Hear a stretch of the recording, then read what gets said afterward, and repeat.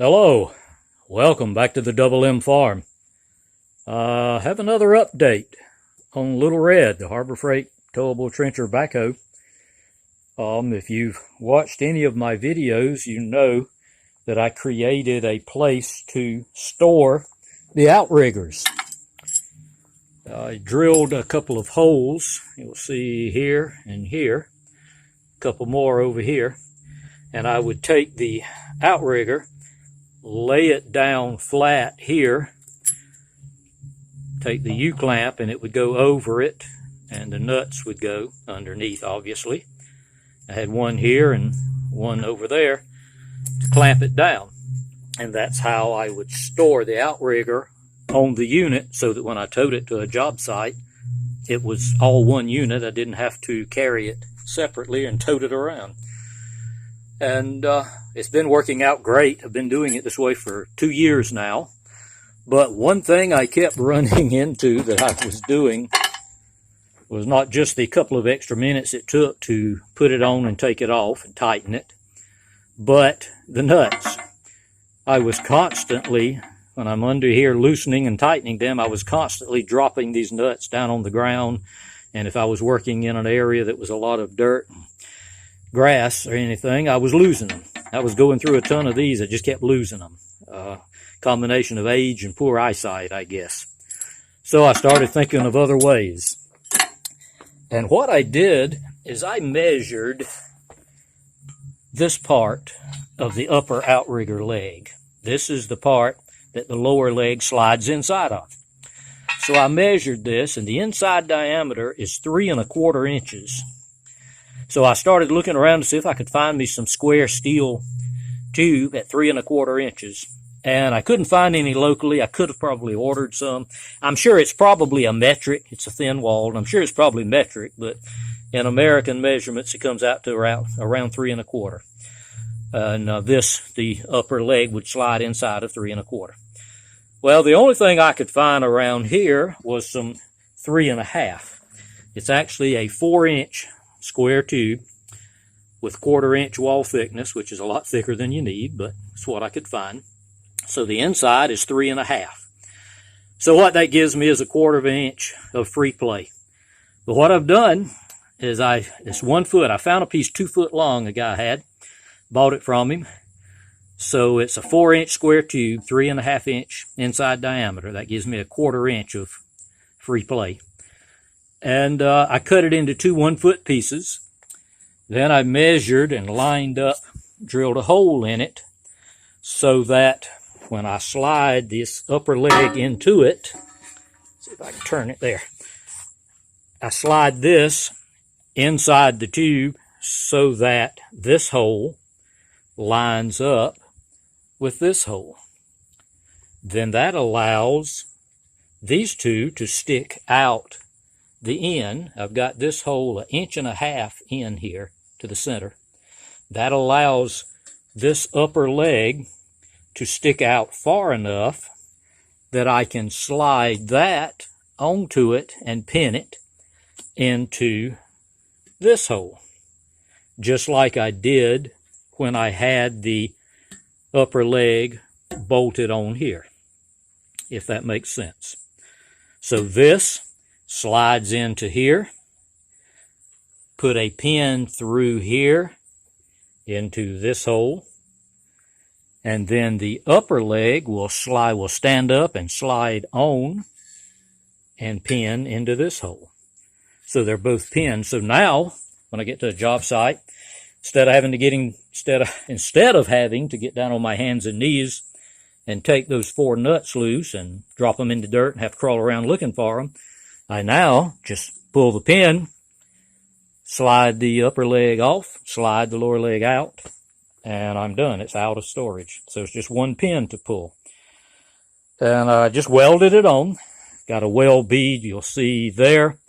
Got it welded 3 different places on the other side, and then welded underneath here to the edge of this. So good and sturdy. My welds aren't pretty, but they hold. Then I painted it with Banner Red. I have found that the Banner Red from Ace Hardware matches pretty good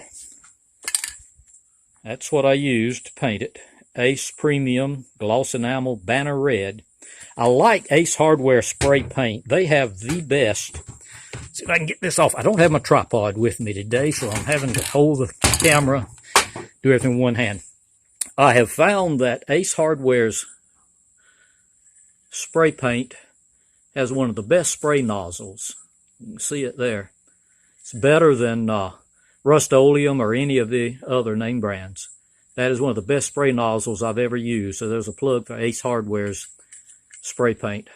That thing sprays so nice and smooth, doesn't wear your finger out, it doesn't stop up. Real nice spray nozzle that I haven't found on any other brand of spray paint, just on Ace. So the Ace Banner Red is what I used. And now, again, since I'm using just one hand here, I'll show you this side that's already put together, because I got no way to lay the phone down. I can't pick up the outrigger with one hand and do it, I don't think. So there you see it in storage, ready to be hauled to the job site. Instead of having to, you can see the hole right here where the U-clamp I used to use to clamp this down. It would sit a little further over. It's now hanging half off the edge. What you have to be, if you decide to do this, what you have to be aware of is that when you weld this onto the rig, you want to make sure you move far enough towards the axle, towards the tire, to clear your hole here. This is the hole for the pin when you put your outriggers on for digging. So you take the wheel off, your outrigger will slide into this hole here, which is right there, and it's pinned here. So you have to make sure when you mount this that you don't mount it too far this way and interfere with getting the pin in and out of here. So that's what I did. And there you see it, got it pinned. And what I did, what I ran into, these are 1/4 inch pins, 3/4 inch pins. And that's the perfect size for the holes that are factory on the trencher. So I drilled the holes in this 3/4 inch, thinking I would just use a couple of these. Well, it turns out with the 4 inch, I was going to have to get longer ones, because these are all 4 inch, so they don't quite clear the 4 inch and have enough room to get the pin in them. So I was going to have to get 2 more, and I was just going to get 2 more just like these, only 1 inch longer. But then what I ran into is, I guess my measuring wasn't as good as I thought. I could not get the holes to perfectly line up. I drilled the 3/4 hole here, measuring it to line up with that third hole on the outrigger, and it just would not line up. It was just off just enough that 3/4 pin wouldn't slide through. So what I did is I dropped to a 1/2 inch pin, and the 1/2 inch pin works good, and you can see the hole. That's as far as it'll move. So it doesn't have the full 1/4 inch play that you would think it would have, being a 1/2 inch versus 3/4 pin, because of the fact that the holes didn't perfectly line up. So it doesn't have a whole lot of play. It's got just enough play to be able to move it and remove it easily. And then you've got, because this is a 3.5 inch, and you really are probably, if you can find 3.25 inch inside diameter, you'd be better off, be a snug fit. But that's all it'll move right there. So if you've got this welded down good, I mean, it's not going anywhere. It's going to make a little noise. It's going to rattle as you tow it, but who cares? It's not going to place. So there it is. Just that one pin. I wouldn't go any less than 1 foot, because if you do with just one pin, then it's going to have a tendency to want to move more. If you even go 1.5 feet, that would make it wiggle less. It would have less room to waller. But I just happened to find a 2-foot piece, so I went 1 foot on each side. Trying to think if there was anything else I ran into with this new upgrade, if you want to call it an upgrade. I believe that's it. It's welded on. I allow the room for the pin there. If you can get your holes to line up, you can use 3/4 pins. But the whole theory was to not drill any more holes in this and take a chance on weakening the structure.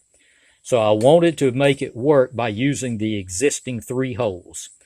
So by putting this 1.5 inches in on center from the end, it allows me to pin in an existing hole and pinned this upper leg in an existing hole, with the third hole being right in the middle. So it worked out great. I've already towed it a couple of times, and it's done good. Like I say, it will rattle a little, but who cares? If you're in the truck towing it, you won't hear it rattle. On the tractor's so loud I can't hear it rattle. So it's worked out great. Very simple. The foot-long piece welded there doesn't interfere with my feet when I get on and off the rig. You can see it there and there. And I'm very pleased. It's turned out to be a nice little upgrade.